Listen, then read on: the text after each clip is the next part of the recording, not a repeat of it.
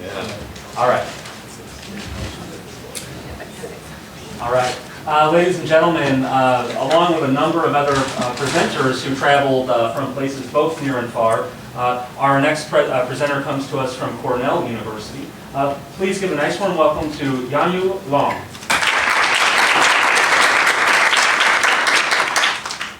Thank you. Hi everyone. My presentation today titled Perceptual Composition and Lexical Effect, Individual Differences Based on Autistic Traits and Implications for Sound Change. It's about perception, autistic traits, and sound change is a relatively new approach to sound change. It is not on language itself, but hopefully it is interesting. So usually when we talk about sound change, we talk about things like comparative methods, reconstruction, etc. And this approach treats sounds like more or less as more or less abstract entities without considering its phonetic substance. However, as John Ohala argues, sound change might be better understood if we take into account mechanisms that give rise to sound changes, which argues to lie in phonetic aspects. It is observed that in some cross-linguistically common changes, some cross-linguistically common changes have phonetic correlates in perception or production. For example, a vowel before a nasal will get phonetically nasalized because of co-articulation. Co-articulation is the temporal and spatial overlap between articulatory events. Here, because the velar lowering gesture overlaps with the preceding tone gesture of the vowel gets partially nasalized. In the exactly same environment, we observe a widely attested sound change from a VN sequence to a distinctive nasal vowel. So there we see a parallel between this phonetic nasalization on the one hand and a change to a phonological nasalization on the other hand. And because of abundance of evidence such as this, people, including Ohala, argue that variation in perception and production might serve as the source or the preconditions of sound change. So how does sound change happen? We know that in speech there are infinite variabilities. The same sound can be realized differently among different speakers or even within the same speaker. In normal case, the listeners can perceptually compensate or normalize this variation. For example, in this case, the listeners will factor out the nasality on the vowel and attribute it to the foreign nasal, and arrives at the same representation as intended by the speaker. That is, it is an oral vowel plus a nasal. However, accidental misperception happens, and that's how sound change come into being. So Hala have this hypocorrection theory of sound change. He states that sound change happens when listener fail to compensate or under-correct for variations. In this case, if a listener does not factor out the variation and think it is a intrinsic features of the vowel, he will think that the intended sound by the speaker is a nasal vowel instead of an oral vowel. So by this, he developed a different representation from that is intended by the speaker and may form a new perception and production norms. If he does so, he might spread this new variance to the rest of the community. The next question is, since that phonetic preconditions are present all the time in all languages, why does change only take place only in some particular languages at a given time? To answer this question, we need to know something about the initiation of sound change and the spread of it. Linguistics information are redundantly present. We have multiple chances to correct what we have misperceived last time. So for sound change to happen, some individuals must have this systematic hypocorrection for variation. And at the same time, for him to spread this sound change at the individual level to the rest of the community, he must have this social resource to spread the new variants, such as like high social status in the center of social networks, etc. To link this systematic perceptual variation and social characteristics, LSUGA proposed a new approach to address the initiation of sound change. The hypothesis of this approach is that individual difference in cognitive domain can contribute to systematic perception and production variation, and such cognitive factors can be correlated with difference in their social traits. So basically, it says that this cognitive domain can act as the link between the systematic perception, production, and variation and the social characteristics within individuals. So, in several of his studies, he looks into the relationship between autistic traits, which is in the cognitive domain, and perceptual composition, specifically the composition of the co-articulate effect of the rounded U on the preceding S. Artistic traits are argued to exist as a continuum normally distributed in neurotypical populations. So you and I also have some level of artistic traits. And it can be measured by artistic spectrum quotients, which is a questionnaire consisting of 50 questions. So the finding is that people with lower AQ, that is, people who are less likely have less artistic traits, they compensate less for co-articulation, which, according to Hala, they're more likely to introduce new variants because they tend to do hypo-correction. And also, people with lower AQ possess some social or personality traits that might facilitate the propagation of variants. For example, like high agreeableness, extroversion, low neuroticism, which indicate active social interaction and well-connected social networks. So, since the artistic traits, the AQ serve as the link between the linguistic behavior and the social traits, it is argued that the people with lower AQ, they are the innovators of sound change. They are the first who introduce these new variants into the community. This approach is very promising because, as I said before, this is a link between the linguistics and the social characteristics. However, there's at least one problem with it. Besides perceptual composition, there are other mechanisms that can help to normalize variation in speech, including higher level information such as lexical information. There are a huge body of literature on the lexical effect on perception, for example, Ganong effect, phonetic restoration, etc. Many of these studies have shown that the listeners can normalize or ignore the variation in a particular sound by making use of the lexical information, the lexical knowledge. And there's even a study which looked into the relationship between AQ and lexical effect and found that people with lower AQ are more influenced by lexical information. So if that is true, the conclusion drawn by Yu might be a little problematic, because if lexical effects do help people to normalize the variation, and people with lower AQ show both less perceptual composition and more lexical effect, they're kind of like compensate for each other. So it's hard to say whether they will actually introduce a new variants, whether they'll truly be innovators. So this study set out to look into the relationship between perceptual composition, lexical effect, and their relationship with AQ. So research question is, first, how do individuals with different AQ differ in perceptual composition and lexical effect? Specifically, whether the relation between lower AQ and less perceptual composition can be generalized to other linguistic sets, other than that has been investigated by Yu.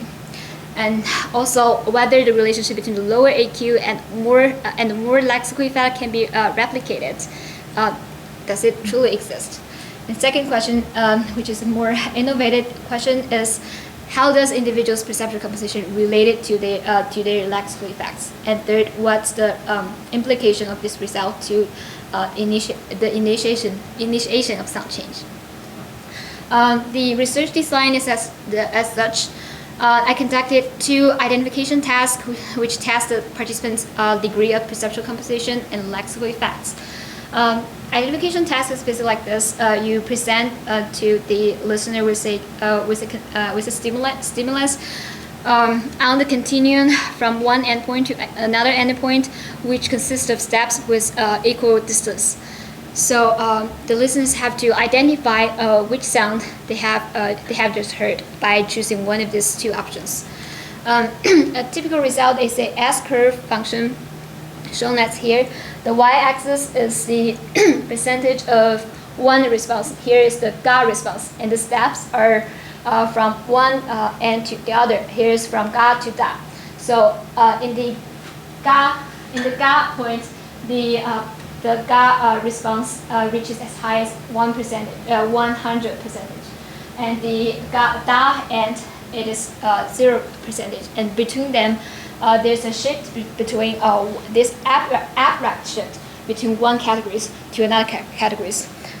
And for perceptual composition, I looked into this classic stimuli of LGA and RDA, which have been shown a robust perceptual composition effect. And here, because the L is realized at the front point, and while GA is more back, when they're produced together, the L tend to put the GA a little forward, and the listeners will compensate for such co-articulation, and they will identify more GA after L than after R. And the same rationale applies to on RDA, and listeners will identify more DA after R instead of L. So this is a typical result of this perceptual composition. The blue line is the function as the response of in the context of L, and the green line is in context of R. We can see here because in the L context, the listeners identify more GA because it's higher than this. So identify more GA than this line, than this context, R context, which is consistent with what I just argued. So this is perceptual composition, and for lexical effect, I use the Ganong effect paradigm, which also use two continuums from a word to a noun word. The blue line here is from gift to gift, and the green line is from kiss to kiss. So because gift is a word but gift is not word, so the participants are more likely to identify the first sound on the first continuum as kid instead of kid. But on this one, they're more likely to identify as kid because kiss is a word, kiss is not a word. I also include a Stroop color name task, which tests individual participants' executive function, that is the ability to control attention and inhibit interference.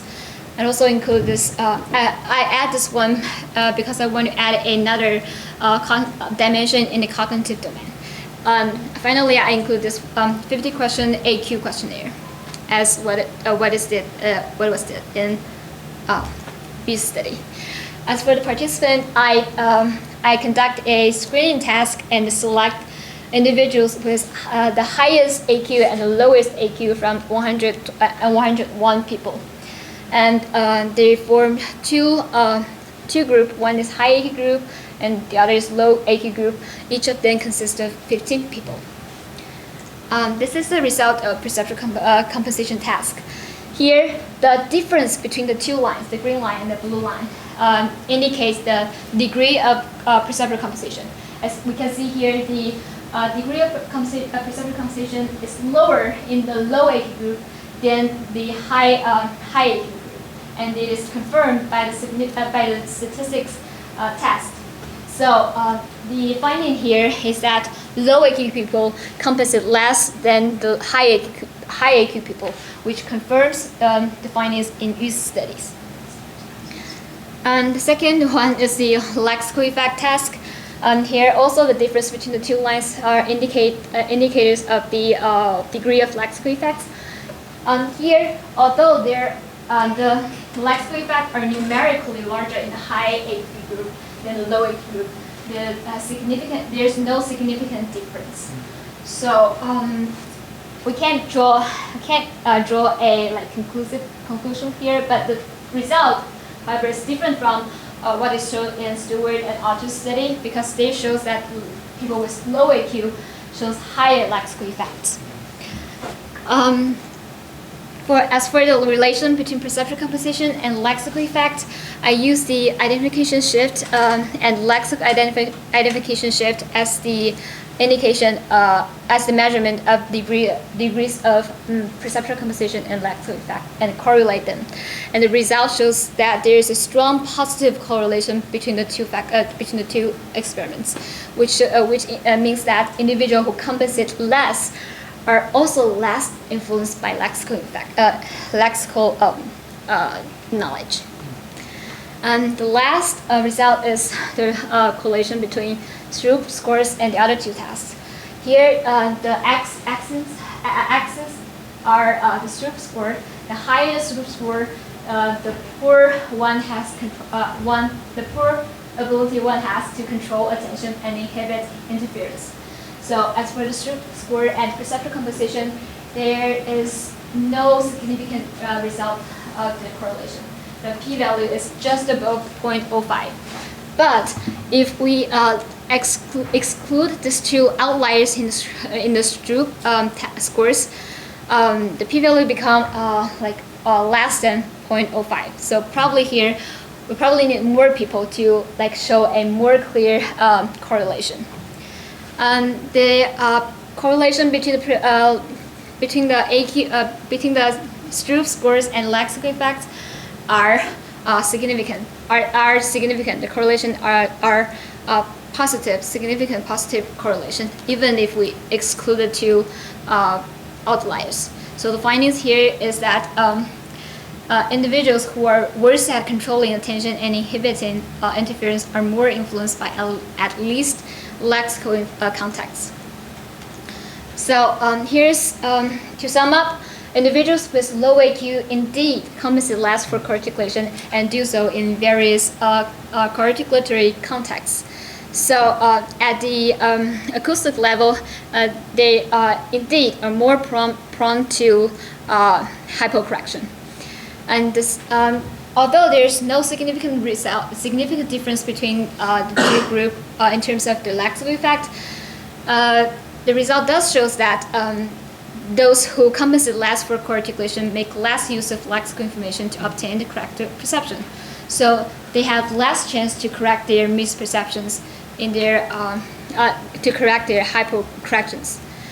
Also, the correlation between the Stroop scores and perceptual composition and lexical effect shows that with better ability to focus attention and suppress interference, individuals are more resistant to contextual information, whether it is phonetic or lexical context. It makes sense because, in the experiment, when the more the participant are able to suppress the context information, the more they can focus on the exact signal, the acoustic signal, the one that they have to identify. And however, this one, it's hard to make implication to sound change with this result because the relationship between the executive function and social traits are unclear, but it's still at a dimension to the cognitive domain. So take all this together, we can conclude that people with low AQ take the face value of the co-articulated sound despite of contextual information. They treat the variation as intended as intrinsic features of the speech, and therefore are more likely to form a deviant pronunciation norms from the speakers. And also because of the relationship between AQ and certain social and personality traits, they have more social resources to spread this change. So basically, the one sentence conclusion is that yes, low AQ people are the innovators who introduce and spread new variants. That's all. Thank you.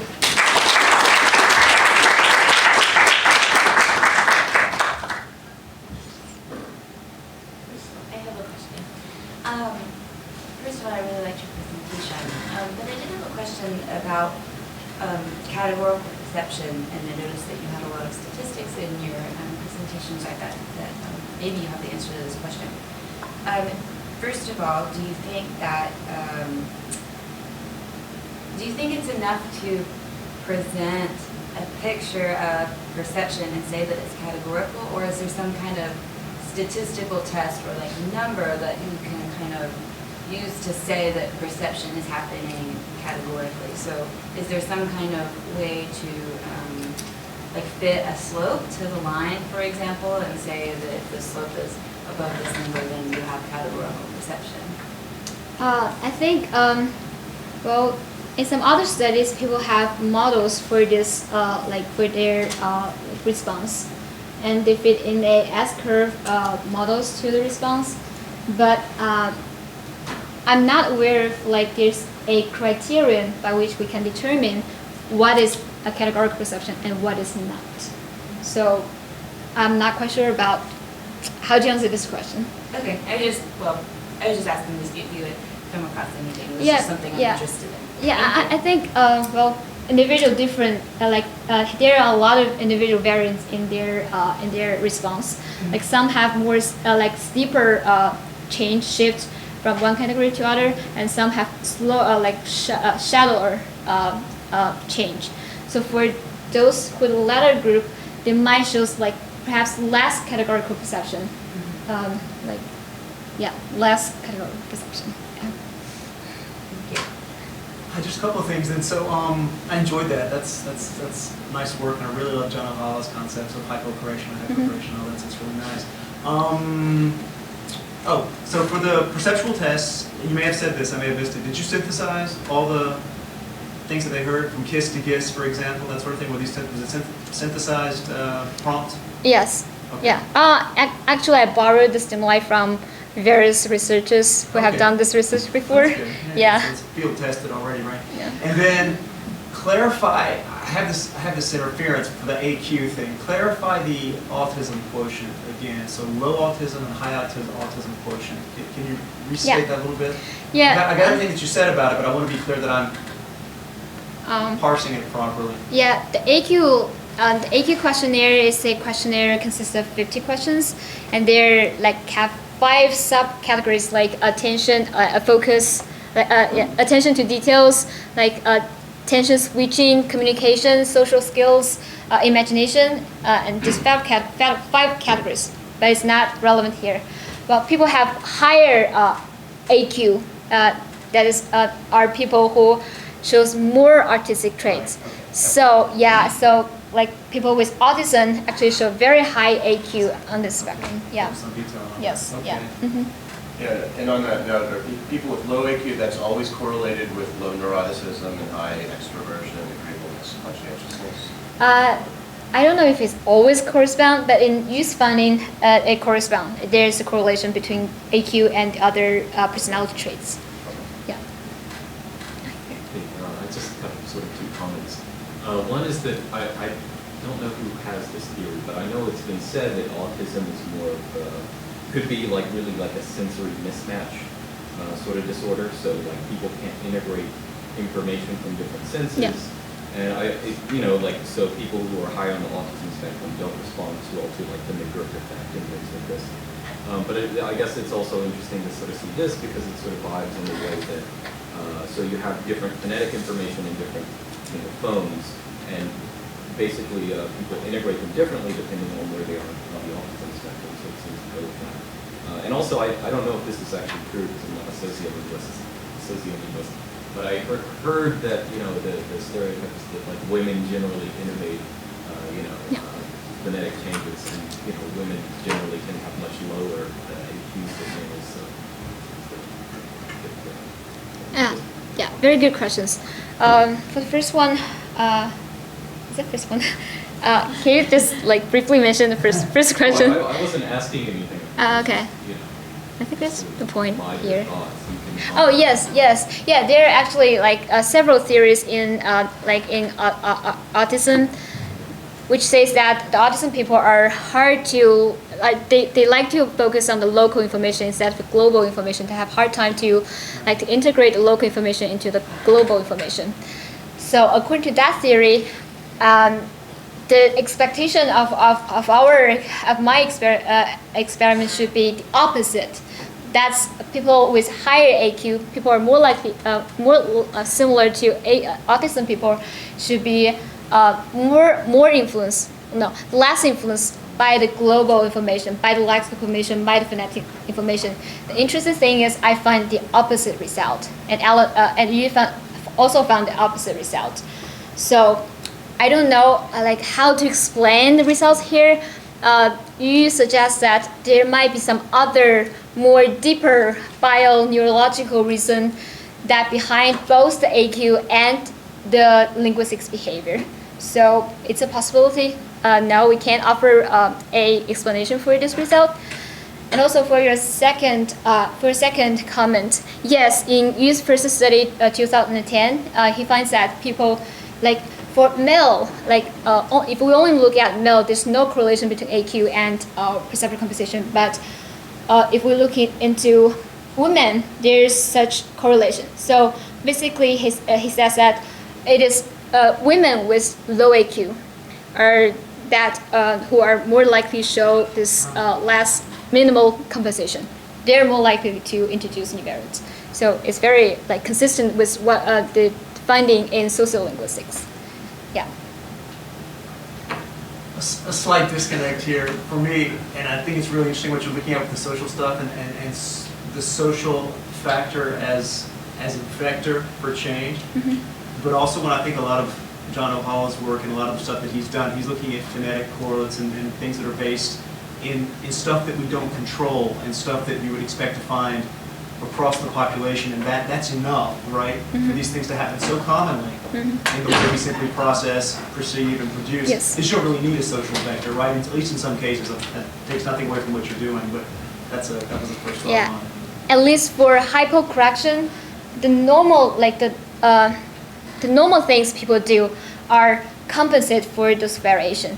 So if that is the case, we should not expect any change to happen because they always compensate for variation. So hypocorrection is argued by Ohala is a kind of accident or only shown in some unexperienced listeners like child. So child in their first language acquisition, they're less experienced in factoring out the variation. So they're more likely to develop deviant representations than their parents. So that's one way to introduce new sound, introduce sound change. But it's probably not easy to observe in adults because it is not the normal things to do. However, this study is interesting that it shows that there's actually a subgroup of adults who actually show this systematic hypocorrection. Yes. Right, that's Yeah. interesting. Yeah. Yeah, that's interesting. I just think that when you've got millions and millions of people speaking and you've got co-articulatory phenomena and all these things happening, and we're not machines, we are humans and we're fallible, and there's background noise and all these things that can interrupt the signal. Some of this stuff is inevitable, even with good parsing skills, Okay. right? Yeah. That's Yeah. fascinating stuff. Mm-hmm. Yeah. Yanyu Long, that was really, really effective.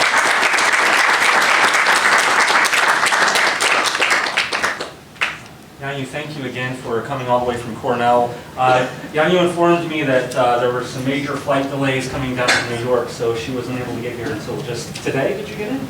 And now you're turning around to go back? Oh, yes. Well, you certainly made an impression on us. Thank you.